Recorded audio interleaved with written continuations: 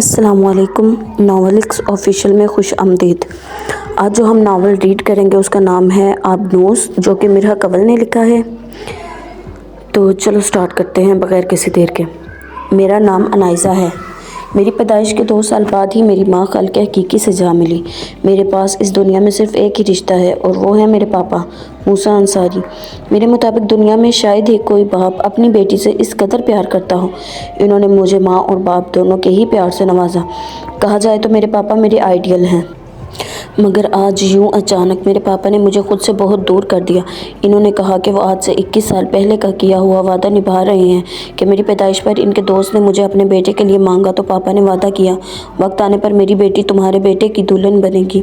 मेरी छोटी से छोटी खुशी का ख्याल रखने वाले मेरे पापा, जो मुझे कांटा चुभने पर खुद तड़प उठते थे, आज एक ही बार मेरी तमाम खुशियों और ख्वाहिशों का गला घोंट कर मुझे यहाँ भेज दिया, एक अनजान शख्स के साथ पूरी ज़िंदगी गुजारने के लिए। न्यूयॉर्क में आज मेरा पहला दिन है। कुछ वक्त पहले मेरा एक ऐसे शख्स के साथ निकाह हो चुका है जिसके बारे में कुछ जानना तो दूर की बात, मुझे इसका नाम भी निकाह नामे पर साइन करते वक्त पता मालूम हुआ, रोहान अरसम। वो शख्स कैसा होगा, कैसा दिखता होगा, कैसे मजाज का होगा, मेरे साथ इसका रवैया कैसा होगा। वो सोफ़े पर बैठी ठंडे कपकपाते हुए हाथों को मसलती इसके बारे में सोच रही थी जब मुलाजमा इसके सर पर आन खड़ी हुई। बेगम साहिबा आए, आपको साहब के कमरे तक छोड़ दूँ। अनाइज़ा भारी सुर्ख लहंगा संभालते हुए उठी और इसके साथ चलने लगी। इसके दिल की धड़कन इस वक्त अरूज पर थी। लाउंज से गुजरते हुए अनाइज़ा की नज़र एक बड़ी सी ग्लास वाल की तरफ पड़ी जो न्यूयॉर्क का मंजर पेश कर रही थी। आसमान से गिरती स्नो जिसे देखने का अनाइज़ा को बचपन से ही शौक़ था। आज वो मंजर अपनी आंखों के सामने देख रही थी, मगर इस वक्त इसका दिल किसी किस्म के भी जज्बात से आरी था। इनकी फैमिली कहाँ है? अनाइज़ा ने स्नो फॉलिंग से नज़र हटाकर घर को देखते हुए बोली। बड़ी बेगम साहिबा जो साहब की दादी थी, कुछ दिन पहले इनका इंतकाल हो गया, मुलाजमा ने जवाब दिया। ओह, बहुत अफसोस हुआ। अनाइज़ा को इस वक्त अपनी जान के लाले पड़े थे, किसी और की फिक्र कहाँ थी।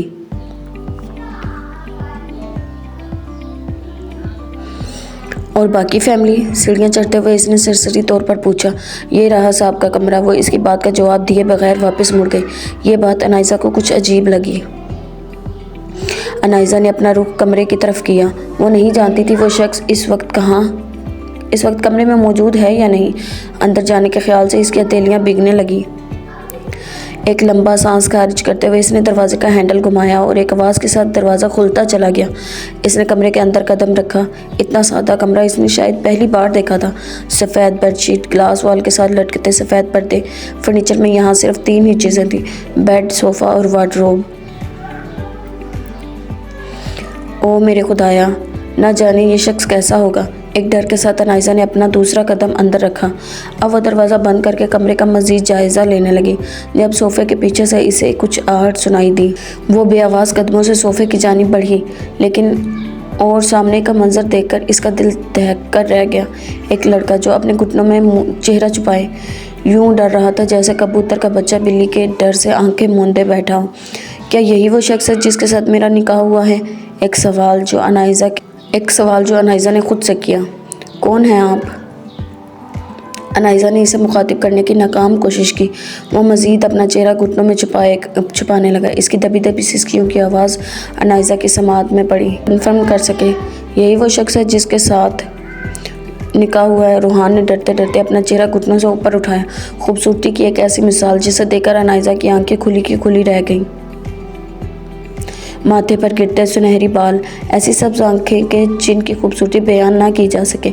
खौफ से कपकपाते बारीक सुर्ख लब, जिनके नीचे बाईं जानिब छोटा सा स्याह तिल था। दोधिया रंगत जो हाथ लगाने से शायद मैली हो जाती।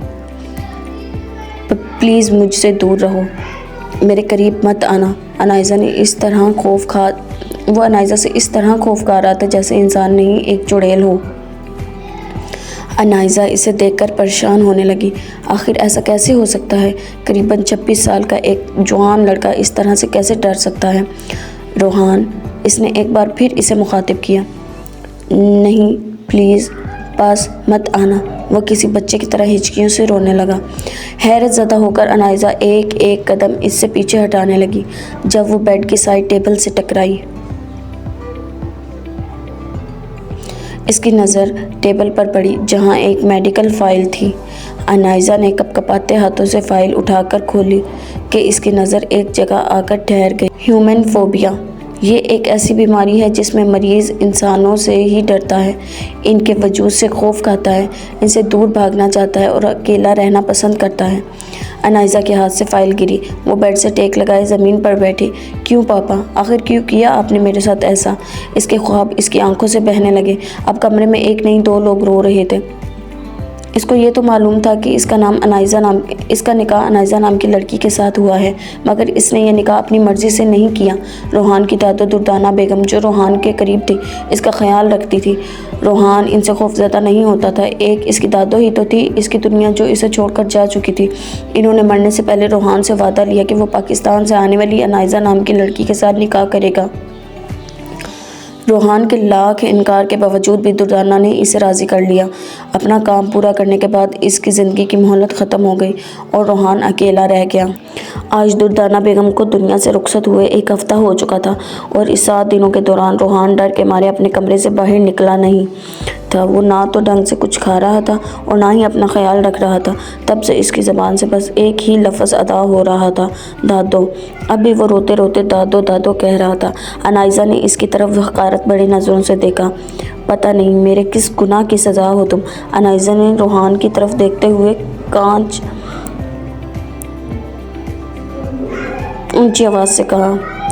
रोहान इसकी बात सुनकर मज़ीद खौफज़दा होने लगा और खिसकता हुआ दीवार के कोने में जा बैठा। पापा, ये क्या किया आपने? मुझे यहाँ एक मरीज़ की देखभाल करने के लिए आया बनाकर भेज दिया। इसने माथे पर हाथ रखा। रोहान ने इसकी बातें सुनकर फिर से रोना शुरू किया। इसकी सिसकियाँ फिर से अनाइज़ा के कानों में पड़ने लगी। चुप करो, अनाइज़ा चिल्लाई।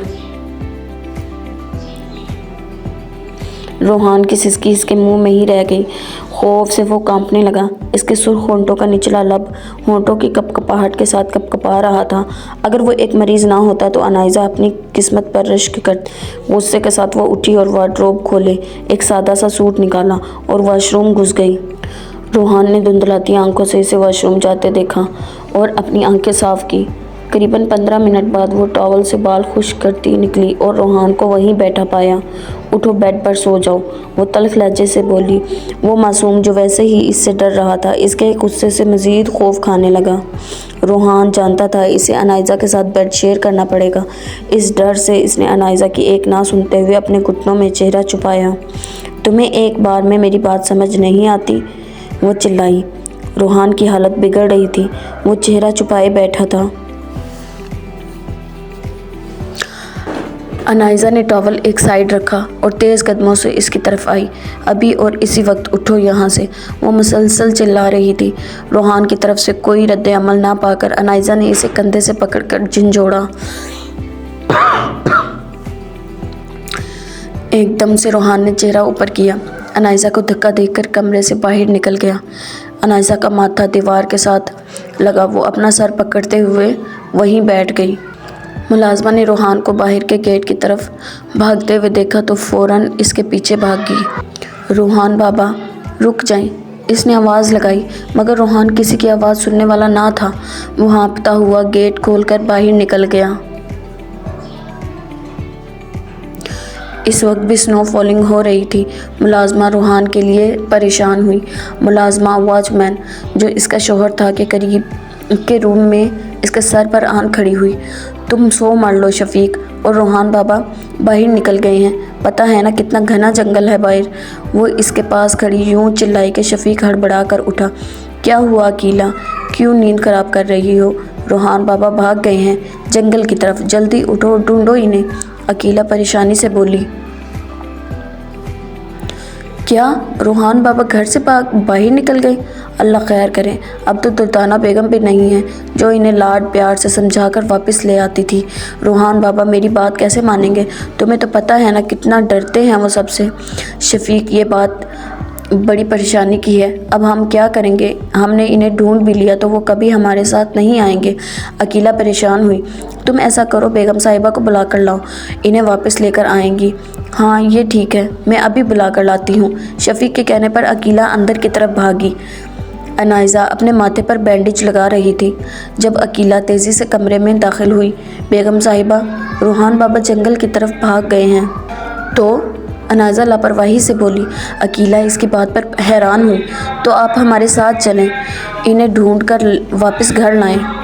मेरे पास फालतू वक्त नहीं है, मुझे नींद आ रही है। वो बेड की तरफ चल दी।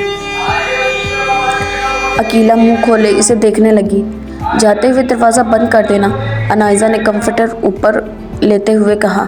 अकीला खामोशी से मुड़ी और दरवाज़ा बंद किया। अब वो वापस शफीक के पास आई। बेगम साहिबा किधर हैं? शफीक ने पूछा। इन्होंने तो आने से इनकार कर दिया और सो गई हैं। क्या? शफीक को अकीला की बात पर सदमा लगा।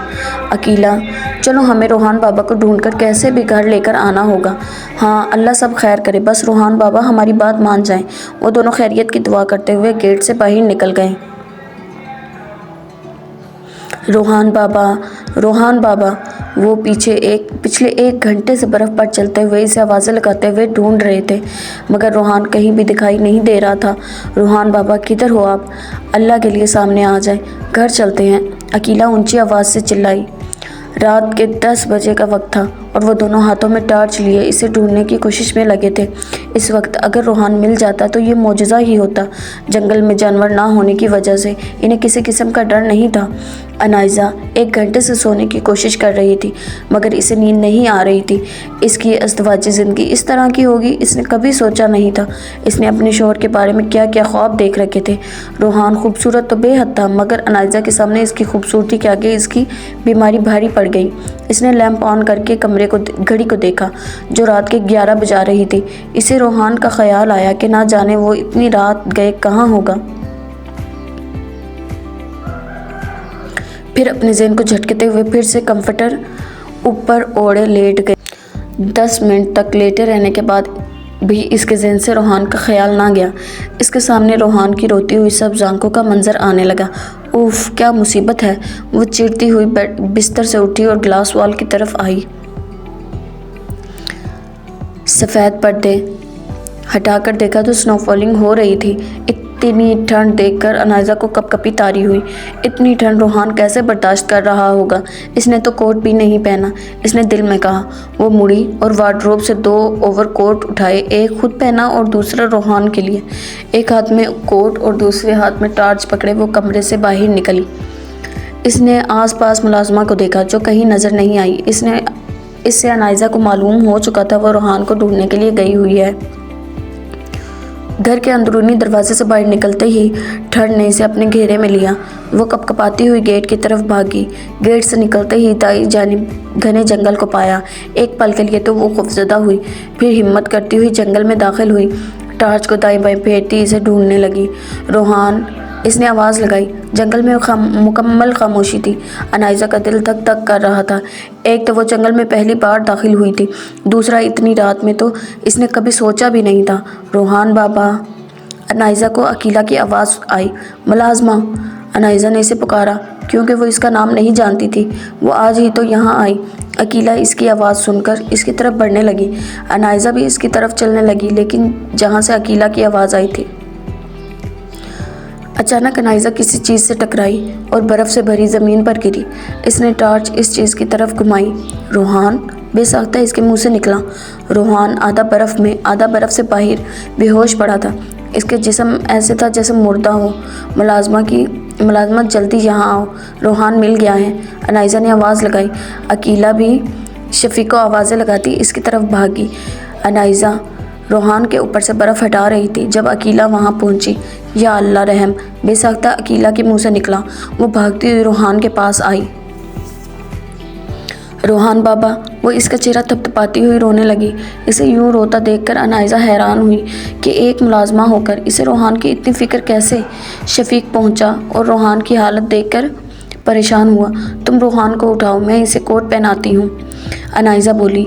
शफीक ने रूहान को उठाया। अनाइज़ा ने इसके ऊपर ओवरकोट डालकर इसे ढांपा ताकि वो मज़ीद बर्फ़ से ठंड और बर्फ़ से बच सके। अब इनका रुख घर की तरफ था। 10 मिनट का सफ़र ज़मीन पर पड़ी बर्फ़ की वजह से 15 मिनट में तय हुआ। शफीक ने रोहान को इसके कमरे में लाकर बिस्तर पर लिटाया। शफीक, जल्दी डॉक्टर को फ़ोन करके आओ, अकीला बोली। शफीक बाहर की तरफ भागा। अकीला ने रोहान के ऊपर कंफर्टर दिया और तेज़ हीटर किया। अनाइज़ा इन दोनों का इतना परेशान होना देखकर हैरान हुई। अकीला, सिग्नल का मसला बन रहा है, फ़ोन नहीं हो सकता, मैं डॉक्टर को बुलाने जा रहा हूँ। शफीक भागता हुआ दरवाजे में खड़ा हुआ। ये सिग्नल का मसला भी आज ही बनना था। अच्छा तुम जाओ, कोशिश करना जल्दी आ जाओ, अकीला बोली। हाँ मैं गाड़ी लेकर जा रहा हूँ, जल्दी आने की कोशिश करूँगा, शफीक कहकर मुड़ गया। बेगम साहिबा मैं बाहर जाती हूँ, आप डॉक्टर के आने से पहले रोहान बाबा के कपड़े बदल दें। क्या? इसकी बात पर अनाइज़ा का मुंह खुला। ये काम सिर्फ आप ही कर सकती हैं, वो बेचारा सा मुंह बनाकर बोली। मगर देखिए बेगम साहिबा, ये सोचने का वक्त नहीं है, वो पहले ही ठंड से बेहोश हो चुके हैं। मैं बाहर जा रही हूँ, आप इनका चेंज करवा दें। अकीला इसकी बात काट कर अपनी सुनाती हुई दरवाज़ा बंद करके बाहर जा चुकी थी। अनाइज़ा परेशान सी खड़ी, अब सोच रही थी क्या करे। इसने एक नज़र रोहान की तरफ देखा। ठंड की शिद्दत से इसका चेहरा सुर्ख हो चुका था। अनाइज़ा ने एक लंबा सांस खींचा और वार्डरोब से एक ड्रेस निकालकर बेड की तरफ आई। इसने रोहान के ऊपर से कंफर्टर हटाया और इसे देखने लगी। बेहद खूबसूरत, अनाइज़ा के दिल ने कहा। फिर अचानक से अपने ख्याल को झटका। इसने लाइट ऑफ की और रोहान की शर्ट खोलने लगी। इसके सीने से टकराती अनाइज़ा की उंगलियां इसके दिल की धड़कन को बढ़ा रही थी। इसने पूरी ताकत से उठाकर रोहान का सर अपने कंधे पर रखा और शर्ट उतारकर दूसरी शर्ट पहनाई। अब इसने इसे लिटाया, शर्ट के बटन बंद किए। धड़कते दिल के साथ इसने बाकी के कपड़े चेंज किए और लाइट ऑन की। रोशनी होते ही इसकी नज़र रोहान के होंठ के निचले काले तिल पर आकर ठहर गई। कोई इतना खूबसूरत कैसे हो सकता है? अनाइज़ा का दिल फिर से बोला। बेगम साहिबा डॉक्टर आ गए हैं। बाहर से अकीला की आवाज़ आई। ले आओ अंदर, अनाइज़ा ने कहते हुए रोहान के ऊपर कंफर्टर दिया और डॉक्टर अंदर दाखिल हुए और रोहान का चेकअप किया। बुखार बहुत तेज़ है, इन्हें ज़्यादा से ज़्यादा हीट दें वरना नमूनिया हो सकता है, डॉक्टर बोला। इसने अपने बॉक्स से कुछ मेडिसिन निकालकर अनाइज़ा को पकड़ाई और समझाने लगा। डॉक्टर साहब और कोई फ़िक्र की बात तो नहीं, अकीला परेशानी से बोली। अगर हीट ना मिली तो फ़िक्र की बात है, डॉक्टर कहते हुए अपना बॉक्स उठाया और शफीक के साथ बाहर हो लिया। बेगम साहिबा, अकीला भी बोली ही थी कि अनाइज़ा ने रोका। हाँ दे रही हूँ मेडिसिन और ख्याल भी रखूँगी, अब तुम जाओ। जी अच्छा, अकीला कहते हुए कमरे से बाहर निकल गई। अनाइज़ा ने पानी में टैबलेट्स मिलाकर चम्मच से रोहान को पिला दी और इसके आस पास कंफर्टर दबाती हुई उठी। अपनी साइड पर आकर वो लेट गई। इसकी नज़रें अब भी रोहान पर ही थी। इसके ज़हन में डॉक्टर की बात आई कि रोहान को हीट ना दी गई तो इसे नमूनिया हो सकता है। इसने हीटर फुल किया और फिर से रोहान को देखा। सुनहरी बाल, इसके सुनहरी बाल देखकर अनाइज़ा का दिल चाहा कि इसमें उंगलियां फेरे। दिल की मानते हुए इसने अपना हाथ इसके सुनहरी बालों की तरफ बढ़ाया और आहिस्ता से उंगलियां फेरने लगी। रोहान के जिस्म में एक कपकपी सी तारी हुई। शायद वो अब भी ठंड के हिसार में था।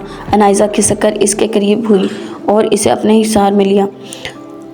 कब इस पर नींद का गलबा तारी हुआ इससे खबर ना हुई। ग्लास वॉल से आती रोशनी से रोहान की आंखें आधी खुली। इसे अपने इर्द गिर्द किसी का हिसार महसूस हुआ। इसने झट से पूरी आंखें खोली और खुद से लिपटी अनाइज़ा को देखा। इसका दिल धक धक करने लगा। शायद इस बार खौफ के साथ एक और एहसास भी शामिल था। रोहान एक झटके के साथ इससे अलग हुआ और ख़ुद को ना संभालते हुए बेड से नीचे फर्श पर जा गिरा। धड़ाम की आवाज़ से अनाइज़ा ने आंखें खोली। अपने साथ रोहान को ना पाकर उठ कर बैठी। जब इसकी नज़र फर्श पर गिरे हुए रोहान पर पड़ी। रोहान को फिर से डरता देखकर अनाइज़ा को बुरा लगा। रोहान जल्दी से उठकर बैठा और सहमा हुआ इसकी तरफ देखने लगा। कल रात अनाइज़ा का इसके साथ जो रवैया था, अब वो इससे डरने लगा था। नीचे क्या कर रहे हो? ठंड लग जाएगी, इधर आकर लेटने लग जाएगी और तुम्हें बुखार भी है, इस बार वो नरमी से बोली। इसका नरम लहजा देखकर रोहान आहिस्ता से उठा और बेड के बिल्कुल कोने में लगकर कंफर्टर लिए दुबक गया। अनाइज़ा इसकी हरकत पर गुस्से से उठी और फ्रेश होने के लिए वॉशरूम चली गई। रोहान ने इसके कदमों की आवाज़ सुनी तो कंफर्टर से एक सबस आंख निकालकर इसकी तरफ देखा। तभी अनाइज़ा अपने कपड़े लेने के लिए बाहर निकली। इसकी नज़र रोहान की नज़रों से टकराई।